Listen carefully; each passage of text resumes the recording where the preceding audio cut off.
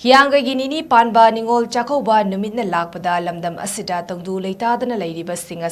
SANTI LAKNABAGI YUMPHAM THONBA AMADI MACHIN-Moupa Mache-Machan gi Nungshibagi Mari Henna Chetsinhanba Oirasanu HAINA Students Union of KANGLEIPAK SUKI Women Welfare Secretary KEISAM OPHELIYA na PHONGDORAKLI WAFAM ASI Union ASIGI Wangkhaija leiba loishingda pangthokiba paugi mifam amada phongdokhibani makna makha taraduna matam kuina thoklakliba irang asina chaitheng kaya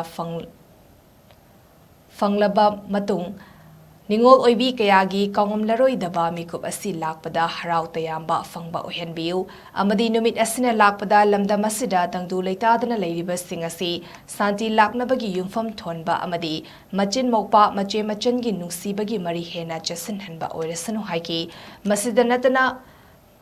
Mabung Mopa Oiba Singna Ningol Oibi Singi Kudol Tamba Matamda Lamdam Asida Puthok Jaba Potlam Singna Kudol Tambiu Amasung Dukan Famliba Singna Su Potki Mamal Are Patamdana Yoningba Maongda Yoliba Singna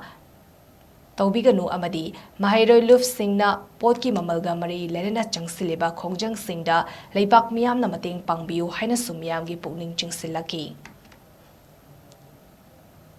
HIYANGEI NINI PANBA YAIPHARABA NINGOL CHAKKOUBA na Lakpada LAMDAM asigi yelhau khuding makta leibiriba Ningol oibisingi maphamda Students Unions of KANGLEIPAK SUKI maikeidagi awang bathakta ikai khumnaba utpaga loinana yaifa paujal bijari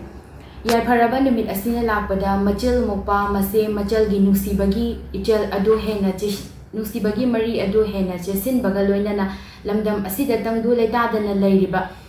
asi tangdu leitaba ama oinabagi damakta yumpham thonba oirasanu haina suki maikeidagi haizari matam kuina thokliba lan asina hakthengna awa chaitheng kaya phangluraba matungda ningol oibisingi yamna kaungomlaroidaba ningol CHAKKOUBA asi lakpa matamda harau tayamba mikup kharadang oirabasu phangba oibiyu haina Students Union of KANGLEIPAK SUKI maikeidagi paujel asi bijari amadi mabung mopa oibasingna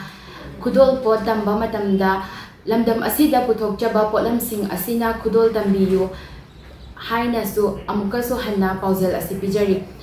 masiga loinana CHAKKOUBA gi mingda pot yoningba mamamda yonba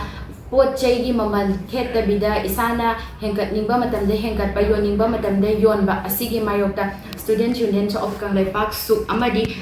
Students Unions taruki activities singna hotnariba thodang asida Irecha sing na su hena pukning thogat piyu mateng pangbiyu